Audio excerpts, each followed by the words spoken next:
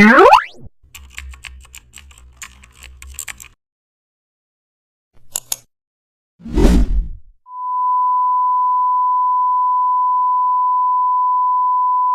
back to the channel, and don't forget to like, share and subscribe for more updates. Today we are diving into an exciting tutorial how to create a fire glow text effect using gradient editor. Type your text and resize the layer. Open gradient overlay and edit the gradient strokes. Use dark red, orange and yellow to mimic fire. Set blending mode to the overlay and also add a outer glow with warm tone and spread slightly. Duplicate text layer and apply cushion blur.